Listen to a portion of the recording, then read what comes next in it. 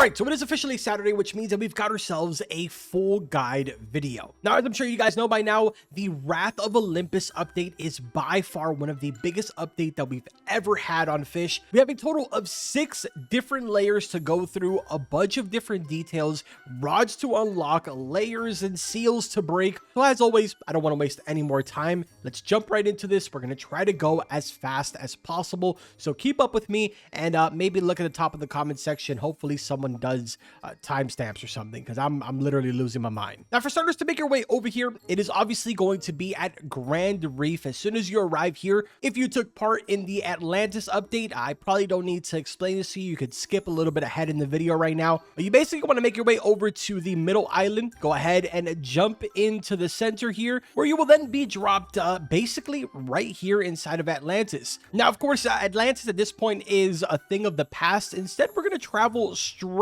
down here. So let's pull out our tide breaker and continue going as if we were making our way over to the Kraken pool.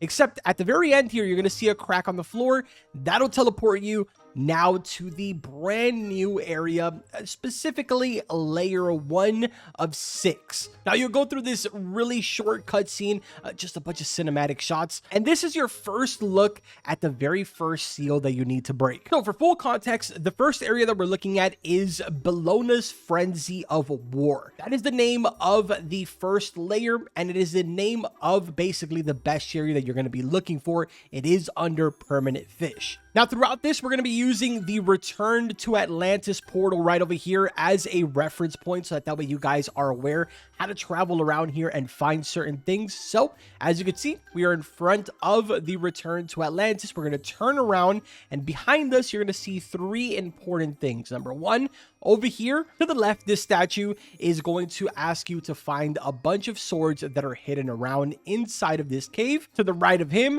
there is a cave entrance, which is basically where you're going to find one of the swords. And to the right of that is where you are going to open up this cave after finding all the swords to obtain the helmet that he is requesting. This will all make sense in just a second. So let's go ahead and make our way over to this NPC, talk to the Royal Guard. Again, he is going to trigger a quest called Royal Guard Missing Helmet. So the first one that we're going to grab is right behind him at that cave that I just mentioned to you.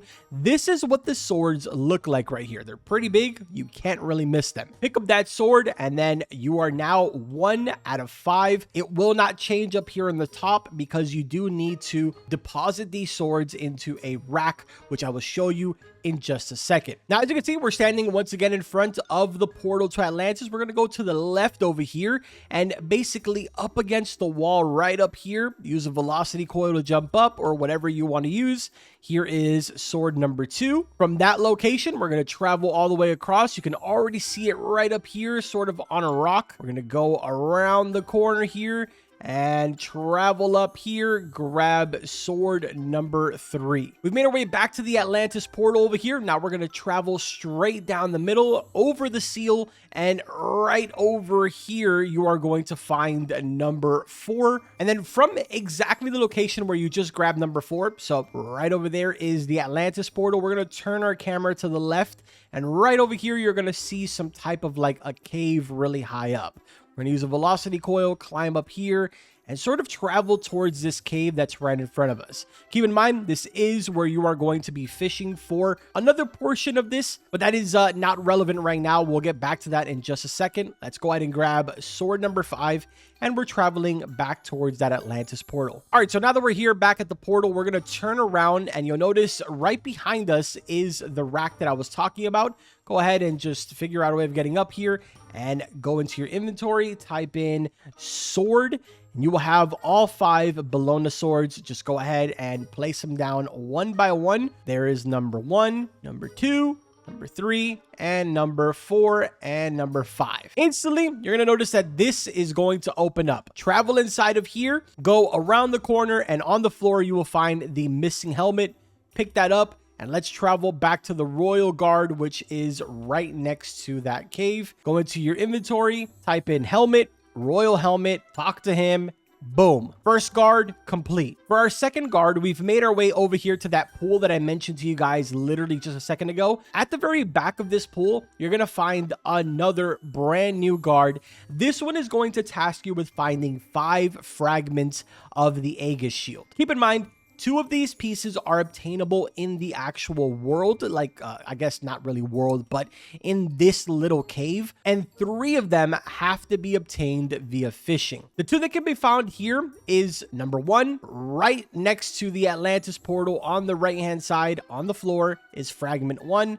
And then if we look to the left side and we travel towards this way, then keep going straight down, kind of where this cage is over here, you'll find another guard that you can talk to, but behind him to the left, this is where you will find shield number 2. Go ahead and grab that, and we're pretty much done grabbing all the ones that are inside of the world. So let's go back to the area where we can fish. Now, here's the thing about this part. The way this works, it's rather interesting. One of the fragments can be obtained just simply by fishing inside of here. I believe the fragment is called a sunken fragment, and this you can obviously get completely random. It's not really something that you have to do being tricky or anything like that. No, it's literally just random as you're fishing. Now, of course, at first, when you hear that, it's kind of unfortunate and it's frustrating because you're literally at the mercy of RNG. But I'll be 100% honest with you, during the live stream, I didn't even realize that I caught it because we were primarily focused on trying to get the hunt to spawn. So in the process of you trying to get that hunt, it's just going to naturally happen. Now, the next fragment that you get out of here is obtained only during a war surge. What might that be? Well, it's kind of hard not to know when a war surge is active, mainly because 1, it announces it in your chat, and 2, the water inside of here is going to turn a solid red. How does a war surge spawn? It's literally completely random. There is obviously a higher chance of you getting it if you have multiple people fishing inside of here because of disturbance and all of that. But if you're doing this completely alone, it is going to be just a random thing that happens. Ultimately, this is what you're looking for right here. Again, it's really, really hard to miss. It is such a bright red that you would have to literally not be paying attention at all. But yeah, as you go ahead and fish inside of this war surge, not only will you have the probability of getting that hunt to spawn, but you will also be able to get the bloody fragment, or I believe it's called bloodied fragment. I'm not 100% sure. I'm telling you, dude, when I did this, it all happened so fast that I wasn't even paying attention to the fragments at that point. I was literally just trying to survive catching the hunt fish while also trying to survive the minigame after that, which will make sense in just a second once we get there. Now, your question might be, how do I actually get this, hunt fish to spawn when a war surge is active? There's a simple answer to that, and that is just literally perfect catch inside of a war surge 25 times. That's literally it. This will go ahead and trigger for the hunt to start inside of here. Of course, the real big kicker here is that you're at the mercy of being able to do it within the time frame of the war surge being active. Now, I know that we've mainly been focused on basically trying to get these fragment pieces, but we're going to sort of drift away here because I am going to spawn in that hunt fish, which is going to distract us a little bit, but it's okay because in order for you to get the final fragment piece, you actually have to catch that hunt fish. It's called like a legionnaire or something like that. I don't fully remember what the name is, but give me 1 second. I'm going to almost have all of the perfect catches here. I do recommend that while you're trying to get these perfect catch, you go for a rod that has a good control and is going to make it very, very easy for you. It's completely up to you what you decide to use. Just make sure that you don't use that rod with extremely high control when it comes down to actually catching the hunt fish. It'll make a lot more sense once we go ahead and catch it. When the bar comes up, there is going to be knives that come out. You want to make sure that those do not touch your control bar, and those little orange squares that pop up, you want to make sure you are nowhere near those either, because basically the orange square means that an arrow is going to be coming from the top and dropping onto the control bar, making you lose progress. Same goes for the swords. And that's primarily the reason why you don't want to use something that has a big control bar, so you're able to sort of avoid it. Things like the Ruinous Oath, Fabulous Rod, or even Requiem are probably going to be your best options. I just needed to take off basically that Herculean that I had on it, and now we should be pretty good here. I think we'll be just fine this time around. Now, obviously, it isn't really the end of the world if you go ahead and get hit by any of those things. You just need to make sure that you aren't getting hit by it consecutively. There we go. We caught it, and we instantly got the thing. But this part is interesting. All you have to do here is avoid getting hit by literally everything. There is no way of you doing this wrong. Just pretend that the tables have turned. Now you're the fish and you're trying to avoid getting caught. Don't let the arrows touch you. Don't let the swords touch you. Don't let the little giant orange thing touch you either. Nothing can touch your square for at least 1 minute. Now keep in mind, it is going to get a lot worse as the timer starts to go down. So try to hold on to as much HP as you can once it starts getting close to the end here, because as you can see, it's kind of getting overwhelming and I need to really shut up so I can lock in here, because the first time on stream I failed miserably. Oh my God, I'm going to fail again miserably. Oh my God, it's getting insane. No, dude, no, stop. And that is what you don't want to happen. I'm never going to hear the end of this in the comment section. But yeah, ultimately, your goal in that scenario right there is to pretty much survive. And if you're able to survive that, you're going to instantly break the seal. So all of these other NPCs that you've been doing has been kind of pointless, assuming you are not interested in getting the exclusive rod from this area. If your sole purpose is to just sort of speed run all the way to the last layer, then all you have to do is just defeat that minigame and you're ready to move on.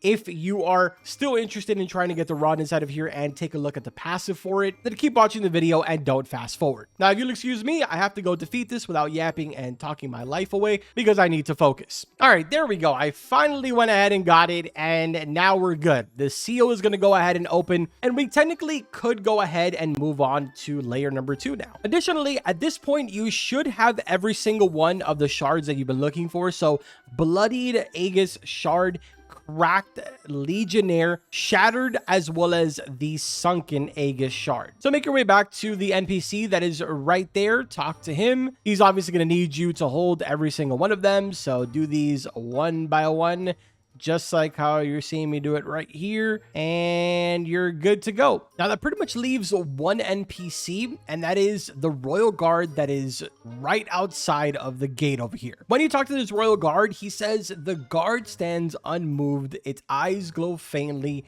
as if waiting for battle. Specifically, what he's talking about is the war surge. Now, I know that technically speaking, I should have told you guys to talk to the 10th NPC during the war surge, but for the sake of the guide, I left it at his own separate part. Now, when that war surge is active, you'll notice that he is all of a sudden glowing in red. You talk to him, and he's going to say the guard's armor ignites.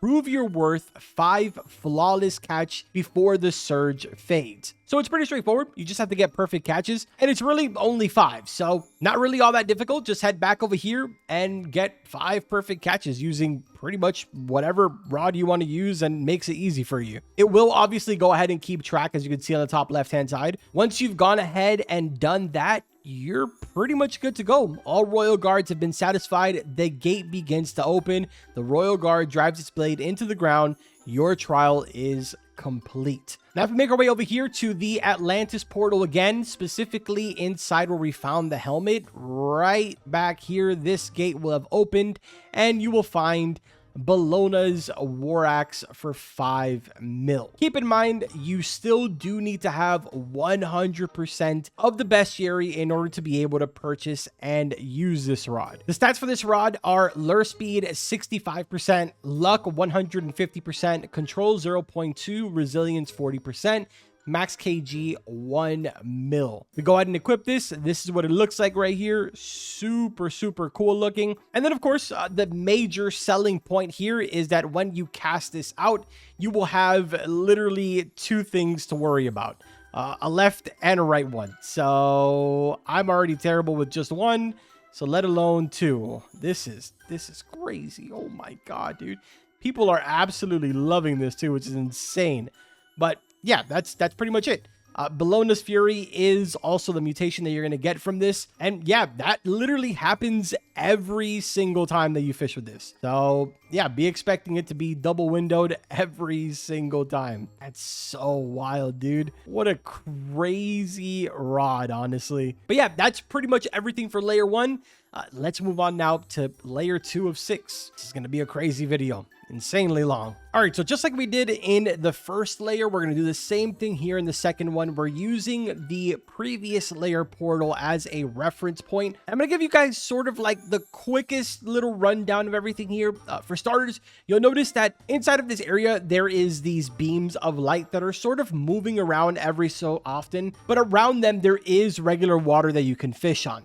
Here's a little bit of context on the differences between fishing inside of the light beam as well as fishing outside of the light beam. Fishing outside of the light beam will go ahead and give you a negative on lure speed as well as give you a negative on luck. So just keep that in mind. It's really important that you do everything inside of the light. Additionally, using in only layer 2, rods that are instruments or that are bows are going to give you a plus increase on luck as well as progression. I would like to emphasize, yes, that is only inside of this layer being Apollo's layer. Things like the brand new Migu rod, eardrum, noctone, Polaris, Astrius Serenade, Duskwire, all of those, you know, funny, crazy instrument ones. And then, of course, the Maelstrom and the Cupid bow are going to give you those benefits if you are using them in this area. Now, with that being said, let's go ahead and get into all of the puzzles that are sort of around here. Inside of here, you're going to find a bunch of instruments that are sort of laying around everywhere. Like, for example, this giant violin,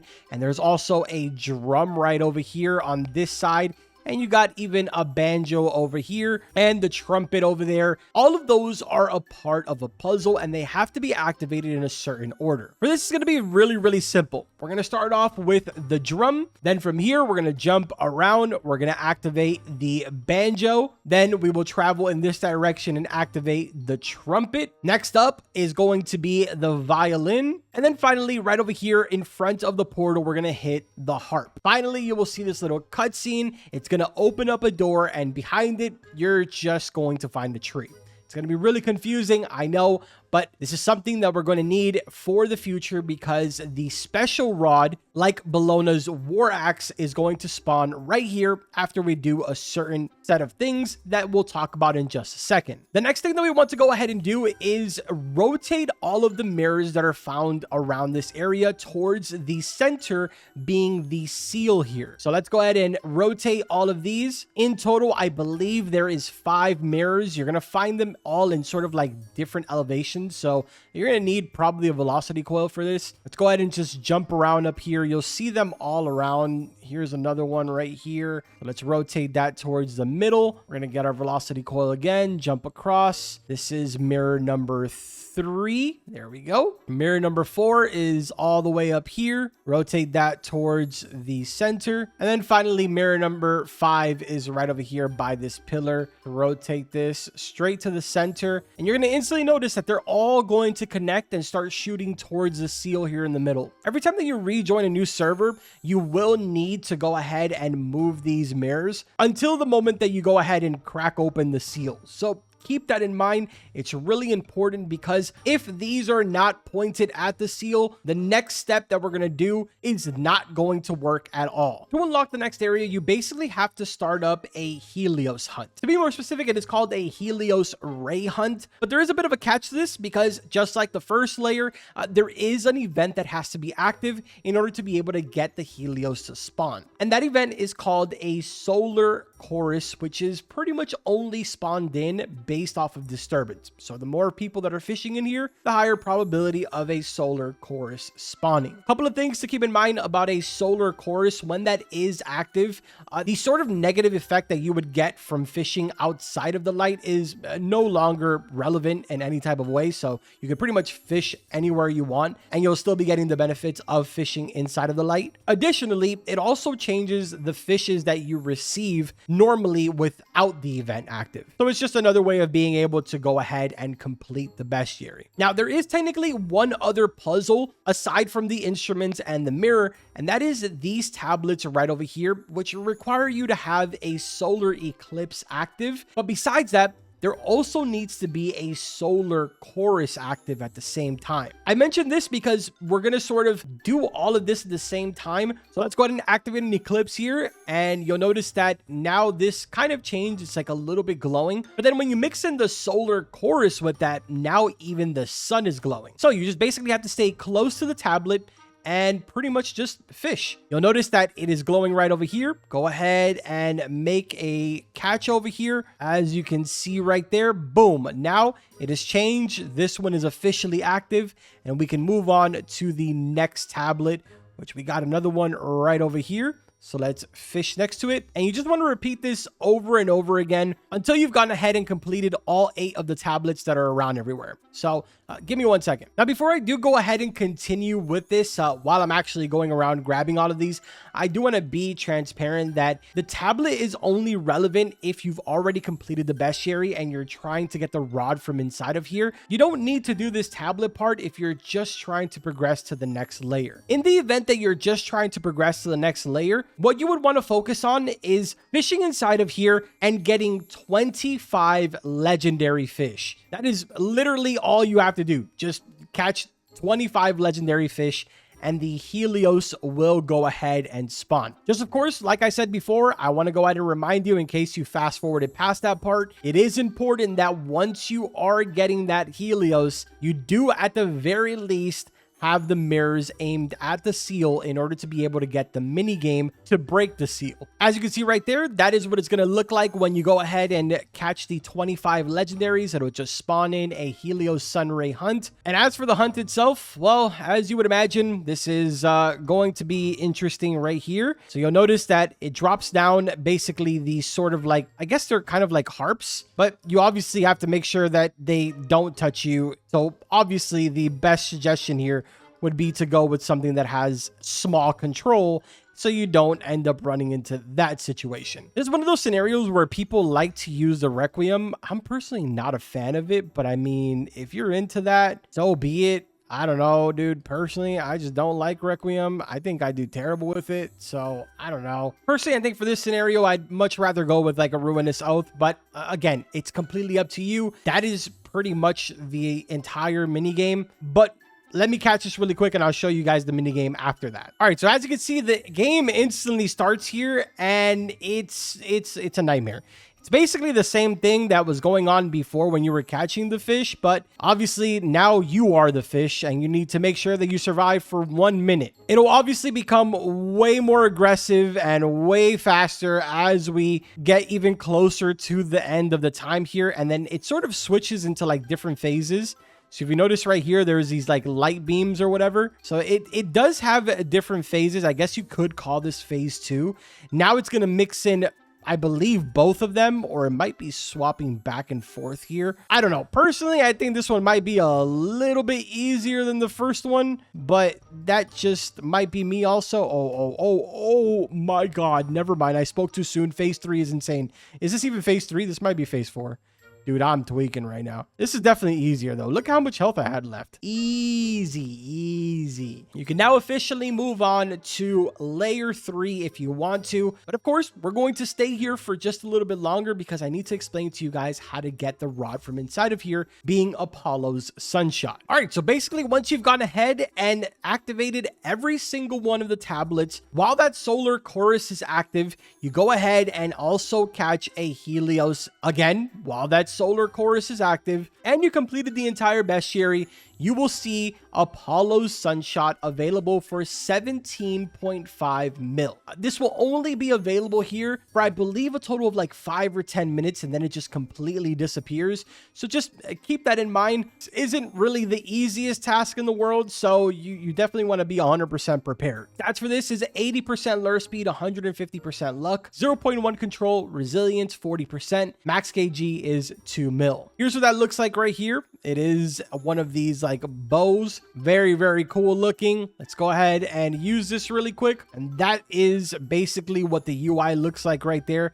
I'm sure you can sort of already guess what's going on here, but basically it works more or less the exact same as the other bows, except that the other bows sort of reset the bar on the very top every time that you release it, and your goal is to get it to the very end, and then it gives you that progression speed. For this bow, it's a little bit different. The bar never resets. Every single time that you click down your mouse, it adds progression to that bar. And then at the end, it'll give it that little bit of a boost. Then, of course, you have the sunlit mutation on it. But yeah, that's pretty much how this rod works right there. Nothing really too crazy.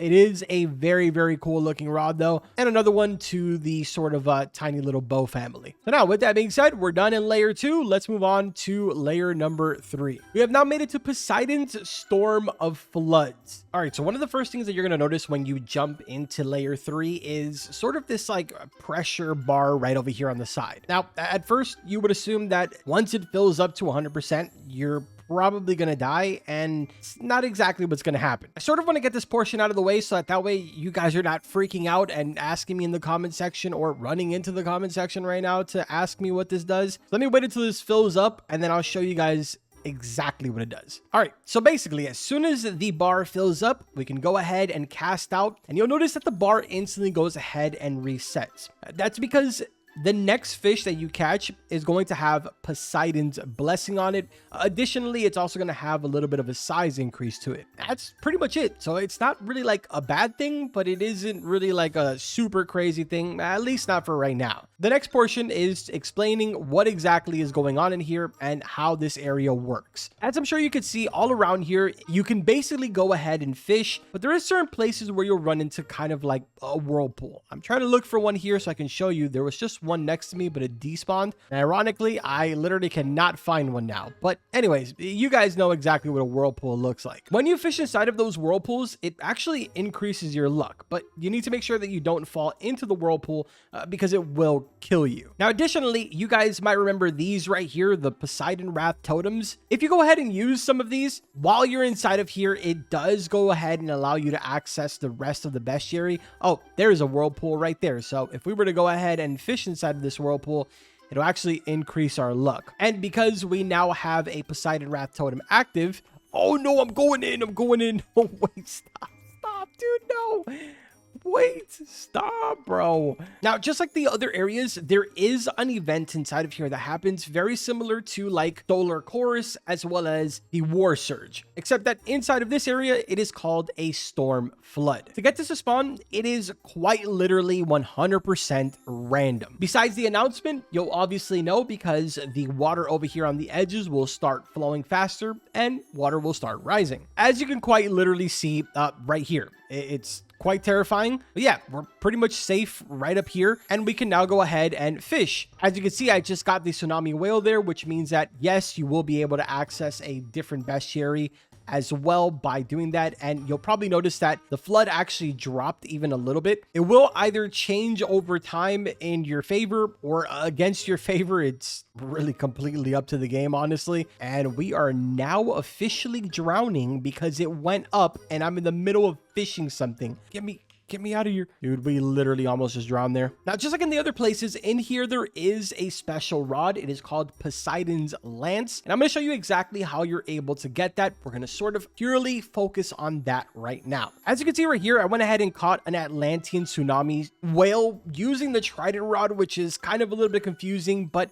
basically, we're going to need some fish that have either Atlantean or King's Blessing. Completely up to you. For Atlantean, obviously you can use Trident, or I think Deadman's does too, but it's like a 10% or a 5%. And then Poseidon Rod for the King's Blessing. Now again, I'm going to grab my Atlantean fish that I just caught, put it in my hotbar, and here it is right here. With the Floodstorm active, we're going to travel to these little pillars that are off to the side. Let's pull out the fish, interact with this, and boom, pillar activated, 3 remaining. These pillars are pretty much found all around the entire room. Oh God, we're back in the same predicament No, no, no, no, no, not today. Now, of course, in my case, as per usual, I was not prepared for this. Okay, we're going to let that go because I got to get out of here. Wait, nope. Now, of course, as per usual, your boy was not ready for this, so I don't have any other Atlantean fish. I need to actually get 3 more of them. All right, perfect. So now we're just going to go ahead and put these on the other ones. Let's go ahead and fly all the way over here. Should only have 1 more to do after this. So there is that one. And we're going to jump up and fly across over here, drop down, put that really quickly before we drown. And there we go. A hidden vault has opened for 120 seconds. So at this point, you're probably just like me and you're more than likely panicking, trying to figure out exactly where this hidden vault is. I have no idea, but I'm going to figure it out right now. So give me 2 seconds. There it is right there. Perfect. So it's literally impossible to miss. Once in here, you're going to find yourself Poseidon's Lance, 13 mil for this. Go ahead and purchase that. Of course, keep in mind, you do have to have 100% of the bestiary complete, just like every single one of the other zones. But there it is right there. 85% lure speed, 175% luck, 0 control, 40% resilience, 250k max kg. This is what it looks like.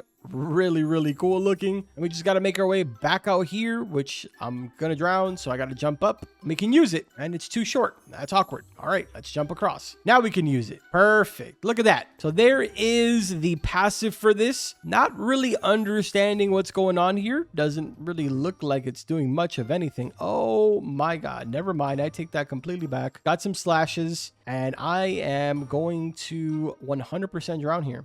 Yep, I'm gone. I'm a goner. Goodbye. We're going to cast out. Let's see what happens here. We're going to keep it inside of the blue line. What is going to happen? Looks like some really fancy slashes are happening there. A wave comes, crashes in, and then gives you progress speed. Oh, this is kind of interesting. If you right click, it switches it to a spear. Wait. What? You can use it as a fishing rod or as a spear. What in the world? That is definitely different compared to just about any other rod in the game. Yeah, so the wave comes in, crashes, and it gives a bunch of progress speed. We also got Tidal Surge as a mutation. Pretty cool and interesting rod. I'm sure there's other like small little details about it, but for the sake of the length of this video, we're going to move on now. The next thing on our list here is obviously going to be the hunt. Specifically, what we're looking for here is called a Tide Crasher Archon. To my understanding, the way that this works, based off of what you guys have been DMing me, is that you need to catch a total of 25 either Atlantean or King's Blessing fish while there is a storm flood active. Now, although a lot of you have been telling me that, some of the CCs, we were having a conversation in the CC server and they were saying that they were able to get it to spawn without having storm flood active. I don't know which is true at this point, but we're about to find out right now because I'm going to try and spawn it in here really quickly. But first, we have to wait for a storm flood. All right, so there it is right there, the Tide Crasher Archon Hunt. How am I even going to fish for this? Oh, dude, perfect timing. The water instantly started to go down. All right, see, can we get it from here? It doesn't exactly look like we can. We might have to try and land on the pillar. I will say this rod is actually pretty good to be able to catch some of these negative 92% ones. Dude, that was great. All right, let's try getting on the pillar over here. This might be a better option for us. Oh no, the water's going up. Just kidding. It is not moving. Come on, where's that wave? There it goes. Let's get another wave. There it is. One more. Yes, sir. Easy. All right, so here we are. Negative 93%. No clue. Okay, there it is. Okay, we got to avoid those. So it's kind of like the same, at least so far right now, it's the same thing. There's little whirlpools that can spawn as well. It looks like. Got to move out of the way for those that are dropping. Oh, what in the world is that? Another one dropping there. Move out of the way. Come on, come on, come on. Oh, no. Oh, dude, come on. Lock in, lock in. Brother, come on. One more wave, one more wave. Perfect. Will the mini game come out? There it is right there. How bad is this one going to be? I mean, that catcher... What in the world is that? Oh, it's like a wave. A wave comes in from certain sides. Brother, this is... No! I drowned. Bro, it was because where I was standing. Brother, that is some bad luck. Honestly, dude, if it wasn't for this traveling whistle, this would have taken me 1,000 times longer. Anyways, that is it. Once you have completed the hunt during a flood, you can go ahead and move on to layer number 4. That one was tough. I'm not gonna lie. That one was pretty tough. All right, here we go. Layer 4, Zeus's Thunder of Chaos. All right, so to start things off, this area is kind of a little bit more on the interesting side. For starters, you guys have probably already seen this announced in your server multiple times. The Karanu worm seems to be like a pretty common one that spawns, and it really has a lot to do with the fact that this is a very like active sort of layer. At any given time, there is lightning that's striking around. If it hits you, it will go ahead and consume 80% of your HP. But ideally, what you would want is for the lightning to hit the water. If you notice, the water has sort of like this lightning particle effect on it. This is important because every single time that you fish inside of this water when it's in this state, you will get the electrify sort of like debuff on the bottom left-hand side over here. I'm actually going to make it a lot bigger so that way you guys can see. So if you notice, I'm going to fish inside of here. You're going to notice on the left side over here, there's like some lightning bolts. We go ahead and catch this. You'll notice that now for 15 seconds, I have that. I'm going to run over to one of these batteries or the gears, either or, and you're going to activate them.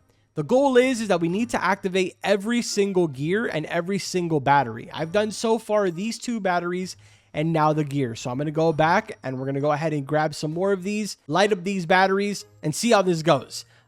Do keep in mind though, every single time that this hits you, it is going to consume about 10% of your HP. It's not really that crazy, but it is a decent amount of HP. So just keep that in mind. I'm going to fish on this one because this one seems to be a lot closer to these gears that I need to get. And don't try to do what I did where I tried to like run to a secondary one. It literally consumes the debuff as soon as you touch any of these batteries or gears. Now, if you notice right over here, there is this sort of like body of water here with a grate right over it.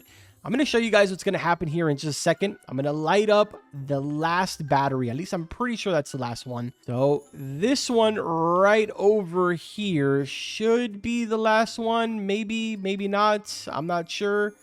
No, I forgot. We have to do these poles too. Let's come back over here really quick. Grab the debuff one more time. Let's touch this pole over here. All right, we got that one. And then let's go ahead and touch this one right over here. That should open up the grate here. Yeah, there it goes.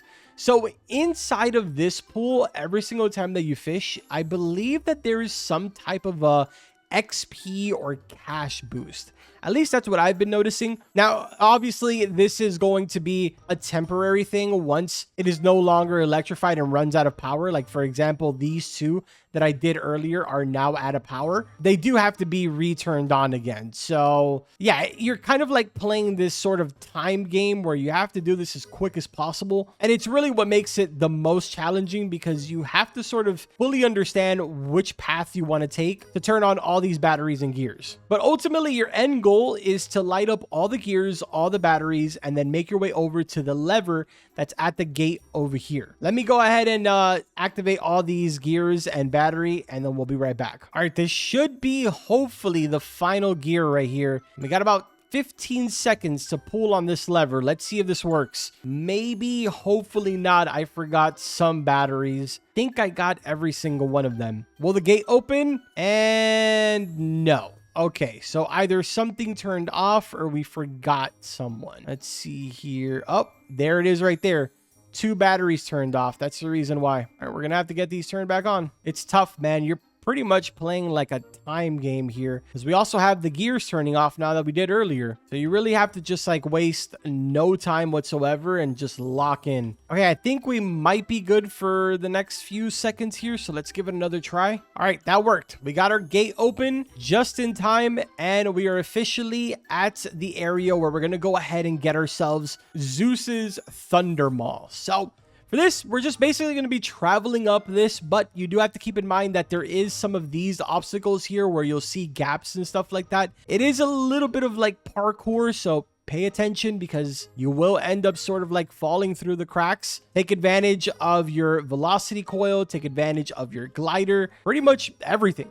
But there it is right there. 18.75 mil. Go ahead and purchase that. We got 65% lure speed, 120% luck, 0.08 control, 15% resilience, infinite max kg, +5 on disturbance. with a hunt focus of obviously the worm that is in this area. It is a plus 12 on that. So let's go ahead and see what this is looking like over here. So that's pretty cool. I mean, it doesn't really have a lot of like, I thought it was going to have a bunch of like electricity coming off of it, but I guess not. Okay, so it looks like it sort of does like lightning bolt, and the lightning bolt puts mad progress speed. Holy, that's insane. Now, it does have a mutation, which is Zeus's Storm. This is pretty cool, man. Kind of interesting. I don't know what's happening here, but it looks like it is sort of like changing progressively. I don't know. It wasn't turned on in yellow like that before when I used it. I think it's kind of changing. Okay, so it's now been a few more minutes. It's definitely changing. I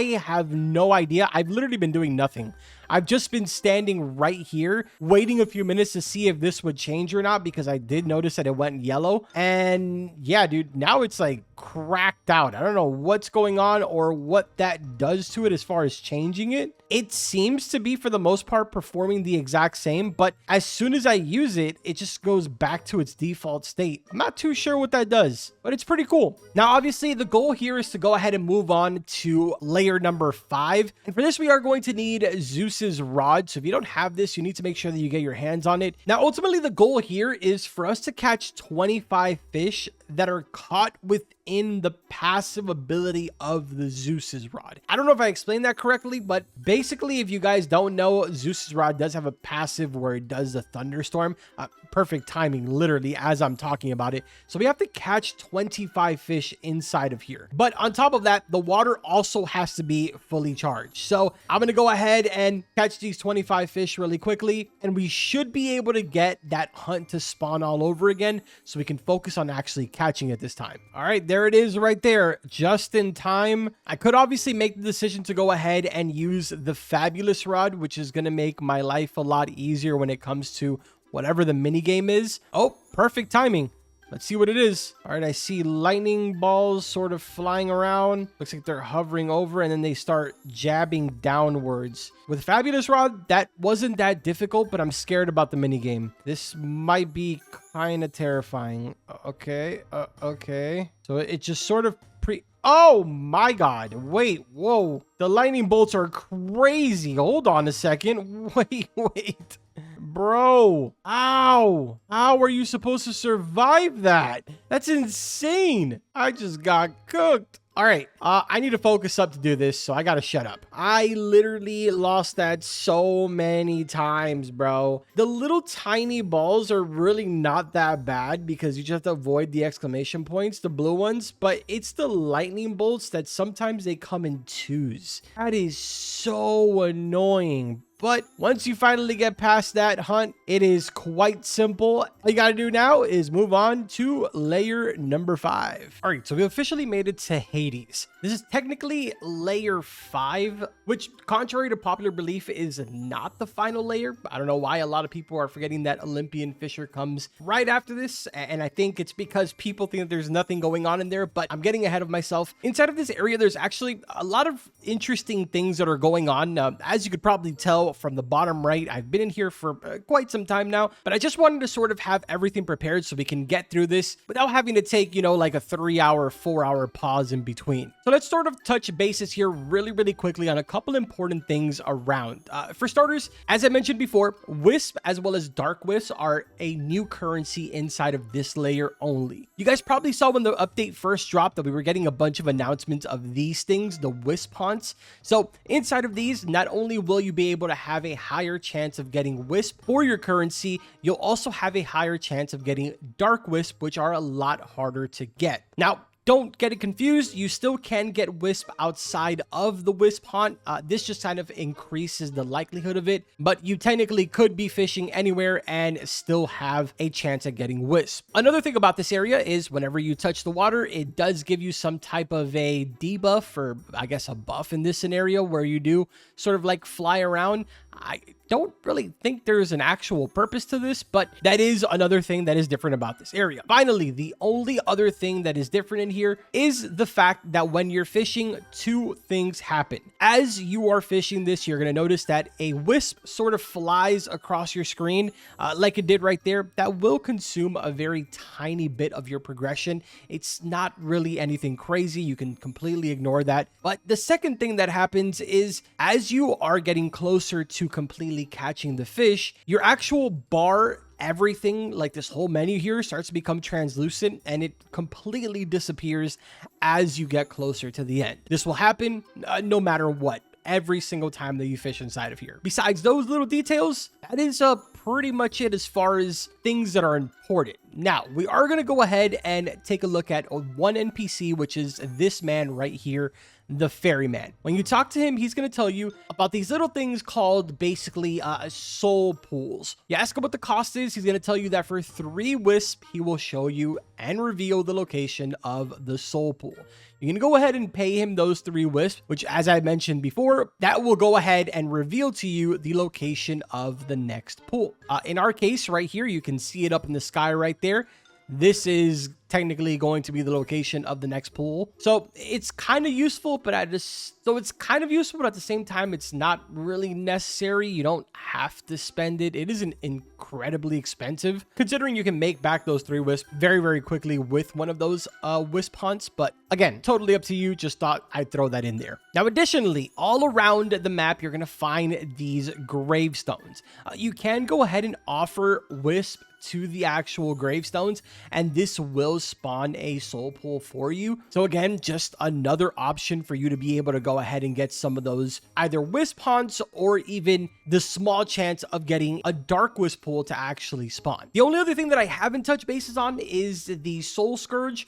If I'm able to get one of those to spawn, I will show you guys exactly what that is. But in the event that you get a soul scourge to spawn in your server, basically what happens there is that no matter where you're fishing, it is going to reduce your control and your resilience by a lot, but it also is going to allow you to have a better chance of getting those dark wisps. And I believe it's like a 10% chance or 8% chance, something like that, to be able to spawn a Styx angler, which is the hunt fish for this area and the thing that you want to get your hands on in order to move on to the final layer. But of course, like we've been doing for all the layers, we're going to focus right now on getting the rod for this area, which is Hades' Soul Scythe. To start things off, we're going to come over here to this side where you can see both of these interesting statues. You got a red one on the right side and a sort of greenish one on the left. For the right one, you are going to need 100 wisp to go ahead and sacrifice. And then on the left side, you will need 25 dark wisp to sacrifice. At this point, this gate is going to go ahead and open up for you. Talk to this NPC right over here,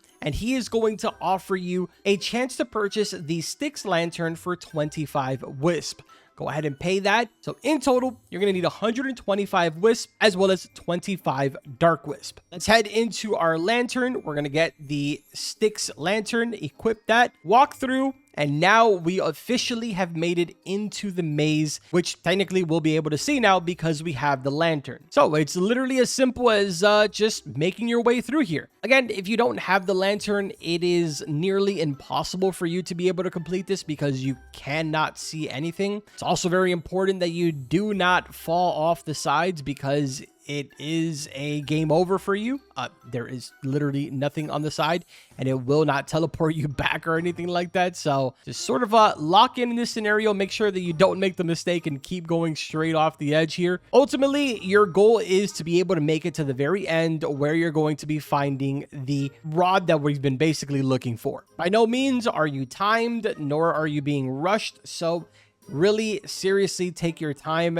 Things can go really, really bad here if you try to rush it. But yeah, after a while, you'll end up at this point right here where you will have to sort of jump across. And there you go. You went ahead and successfully completed the entire maze. I don't think that I need to explain this to you considering you're this far into the video and you've already completed all the other layers, so you probably know this by now, but yes, you do need to have completed the entire bestiary to get pretty much to this point and purchase this rod. If you already made the purchase and bought the gate as well as the lantern, it's not a big deal. You can just go back, finish the bestiary, and then come back over here. Nothing is lost. Now, it is completely normal that when you go ahead and purchase this rod, it is going to pretty much instantly take you out. But no worries, it will teleport you right back to the Hades Underworld area. So don't worry about that. Taking a look really quickly here at the stats, we're looking at 200% lure speed, 250% luck, 0.1 control, resilience 10%, infinite max kg, and a +5 on disturbance. Down here it says a cursed scythe that feeds on every catch, gathering soul energy until it unleashes devastating effects with swarms, and the next victim is claimed with unnatural force. This is what the rod looks like right here. Very, very cool looking. Let's go ahead and use this here and see what it's looking like. So you got yourself a scythe that goes ahead and slams down. And wait a minute, what? Did that instantly finish the progression? Yeah, I think that's exactly what it did. It instantly finished the full progression. Oh, dude, look at that. It like consumed the soul. That's crazy. So to my understanding, there is this bar on the right hand side when you're using this, and that bar is basically going to go ahead and charge up over the course of about 10 minutes. There are certain things that you can do, like for example catching fishes, perfect catches, perfect cast, as well as snapping your reel, which will actually hurt you. It'll end up making you lose progression on this. The beautiful thing is that when this bar does fill up, it's going to give you a weight boost as well as negative on resilience, and of course a guaranteed at the Hades curse mutation. So it's pretty cool. Definitely an interesting and different rod compared to just about everything else that's been introduced for this. But I think the one that I'm the most excited for is the next one that we're going to get our hands on. Oh, it actually said it right there, +5% for fish caught. But yeah, I did go ahead and just get confirmation that at the start of catching something, there is about a 10% chance for you to have that giant scythe spawn in front of you, very similar to, like, for example, the Onirifalx. And if that scythe does come out while you're catching, then it basically becomes an instant catch. There is also another mutation for this. It is called Soul Touch, so keep that in mind. Yeah, definitely a pretty cool rod, and definitely one of the really good looking ones out of all of them, at least so far. But yeah, man, that officially now leaves us with one other area. But of course, we're not done in here. I know that we did skip over a couple of things because we got the rod instantly. I just wanted to get this out of the way for those of you that were curious. I still need to explain to you how you actually complete the hunt and move on to the next area. For this, we're looking for the Soul Scourge event. As you can see up here, the Dark Spirit Surge control fades. This is one of those things that is considered the soul pools. There's a chance for it to spawn, same way as how there's a chance for the Wisp Hunt to spawn. Now, again, the difference with this one in comparison to like the Wisp Hunt is that this one takes place in pretty much this whole entire area instead of just one little designated square. And of course, you will see all the dark wisp up in the sky. Additionally, when we go ahead and fish now, you're going to notice that the control and resilience are insanely lower now in comparison to how it would be if the Soul Scourge was not active. I just lost 10% there. Even the poor Plague Reaver has terrible control in this situation, but it still gets the job done. Now, as I mentioned before, there is a small percent chance while you're fishing and the Soul Scourge is active that you will get a Styx angler to go ahead and spawn. This is just like any of the other hunts that we've been seeing throughout this entire process. And there it is right there. A Styx angler stirs and it will spawn right over here. This one is definitely a pretty challenging fight because obviously you're already suffering from the fact that you are forced with negative resilience as well as negative control. And oh boy, we just got it right here. But yeah, it's a little bit of a fight. I'm not gonna lie to you, man. Especially with those purple beams, and you're also gonna get some of the wisp coming by. And of course, it does change the size of your actual control bar even more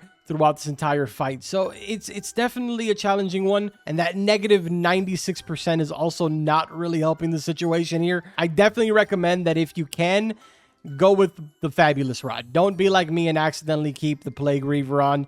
This was a terrible mistake. I have absolute regrets, but that's okay. I will be definitely switching to the Fabulous now. As you can see with the Fabulous Rod, it's going to make your life literally 1,000 times easier. I mean, obviously, when you're not getting hit by the purple thing, that obviously would help the situation so much more. There we go. We got it. All right. Now, same thing here. You're basically avoiding those purple lines, and you also want to make sure that you're keeping as much health as possible. It's going to seem very, very easy at first, I promise, but closer to the end, sometimes you get 2 or 3 of these bars to spawn at the same exact time, and it gets very, very overwhelming. You also want to make sure that you are aware that at times, the size of your control bar is going to be changing. So just be aware of that. Oh my God, dude. Yeah, it literally does that every time, bro. You guys get the idea. I need to focus up and stop talking now. All right, there we go. 2 attempts later, and we finally got it. So there you go. We now officially have access to the 6th layer, which is Olympian Fisher. And at this point, we are now pretty much completely done inside of here. So let's go ahead and move on. This is now officially our final area, and things are going to get pretty interesting. So in case it wasn't obvious already, this is basically a mixture of every single layer in one.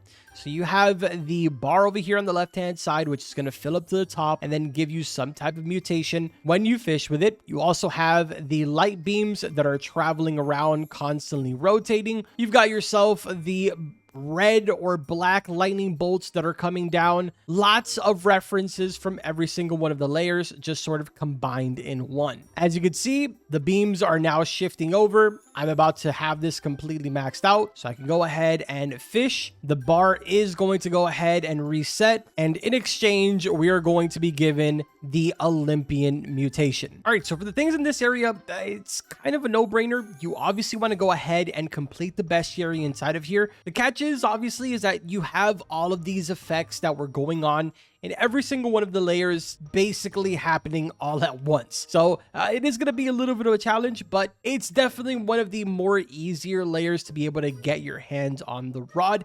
And I'm going to explain to you exactly what you need to do regarding that. Now, please keep in mind that you do need to have unlocked the seal for every single one of the previous layers.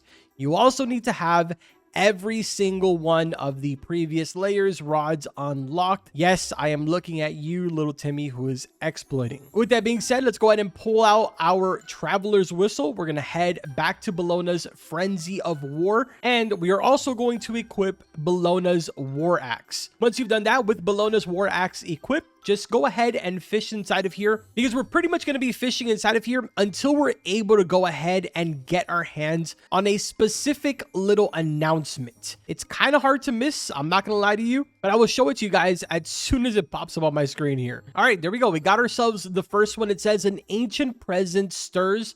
That is exactly the pop-up that you're looking for. If you want, switch your chat menu to events and it'll also appear right up here. So we're basically done with this one. We can move on now to the second location, which is layer number 2. Now, of course, for this one, we are going to need Apollo's Sunshot. So go ahead and take that out. And same concept over here. Just go ahead and fish, preferably inside of these right here, because as you guys remember, in Apollo's area, it is important to go ahead and fish inside of the light beams, because if not, you will have sort of like a debuff running on you. Of course, if a chorus is active, then you no longer need to be fishing inside of the light beams, but in our case, the chorus is not active. All right, there we go. We got the second one, the Fabric of Reality Shifts. Now we can move on to layer 3. This one, of course, is going to require us to have Poseidon's Lance. Same concept once again.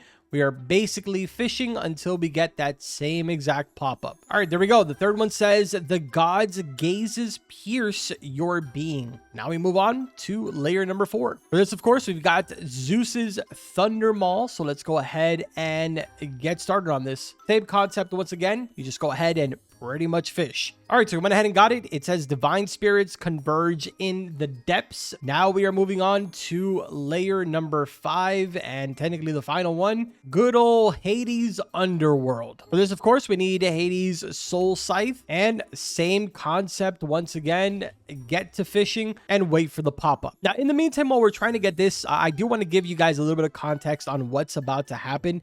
So Basically, once we do end up going ahead and finally getting this last pop-up, we're going to make our way back to Olympian Fisher, and we'll be basically going up against a secret boss. Now, the thing about this boss is that it's basically every single layer's bosses combined. So yes, this is quite literally an insane fight, assuming you were to do it the legit way, as I was doing for quite some time. One of you guys actually reached out to me and told me that you could also technically use Pinion's Aria to sort of bypass the entire thing. So it's all you technically have to worry about is catching the notes instead of having to basically do every single one of the mechanics from all of the bosses in one. But of course, if you're up for a challenge, then you're more than welcome to go ahead and use whichever rod you would like and take on the full challenge. All right, so we just officially got the message. If you look in the chat over there, it says Olympian Devil Hunt has been summoned. I don't know why I said it like that, but anyways, that's the guy that we're looking for. So in my case, I am using the fabulous rod. I don't know, dude. I just find it to be the easiest doing it with this. At least for every single one of the other ones, I found it to be easy. So I'm just going to stick with this one for now. I don't know if this is going to go well. I don't know if it's going to go bad, but I guess we're going to find out in a few seconds here. Dude, every single one of these in one is absurd. I'm not even going to lie to you, bro. This is so ridiculous. It's getting tossed around everywhere, bro. I mean, we were making good progress. I don't know if we are or if we aren't anymore now at this point. Seems like we are. Okay, yeah. Dude, Fabulous Rod is the way to go, man. Fabulous Rod is the way to go. Just like that, we now officially have completed that. This is going to go ahead and empty out, and we can jump inside of this room right here, which has now taken us out. Anyways, yeah, so when you go ahead and walk through that portal, don't walk through it too early because it will just kill you. You get teleported inside of this room here where you will find the Olympian Godbreaker for 50 mil, 45% lure speed, 265% luck, a 0.1 control, negative 9.81% resilience with an infinite max kg. Additionally, it has a plus 35% on progress speed and a plus 3 on disturbance. It says a forbidden construct forged from shattered divinity, collapsing gravity, summoning violent cosmic forces, and dragging lesser prey towards inevitable capture under its overwhelming pull. Let's equip this really quick, and that is what it looks like right there. Super cool looking. And as I'm sure you can assume, the passive on this actually looks so sick, dude. It's like a black hole that comes out of the water. It is insane, dude. Like, look at that. What, bro? That is absurd, bro. What? It's definitely an interesting rod. I think we just got really lucky there and we got them back to back, but I don't think that you're supposed to have that happen over and over again like that. Now, there is two different types of mutations that you can obtain with this. It is the Crag mutation as well as the Gravitas. Additionally, it does have a negative 50% fixed progress speed on all fish, very similar to the cinder block rod. And then basically that thing that you saw it do right now, it's a 20% chance for it to happen. I don't know how I got lucky and had it happen back to back, but basically what that does is that it makes the control like 0.1 and it rewards you with like 3 random fishes. There's also another passive to it that will spawn in 12 meteors that each provide plus 6% progress. It just has like kind of a lot of different passives to it, all sort of like mixed in one. But obviously overall, the coolest aspect here is the giant, you know, sort of black hole that comes out. It's pretty cool, man. But yeah, this is definitely one of the longer full guides that we've done in a while. The raw recording of this is 4 hours. I've been recording this full guide now for probably like the last 7 hours. I don't know at what time this is going live, but I hope that you enjoyed it and I hope that it helped you out. If it did, make sure to drop a like, subscribe to the channel. If it did, make sure to drop a like, subscribe to the channel, and I will see you guys in the next one. Take care.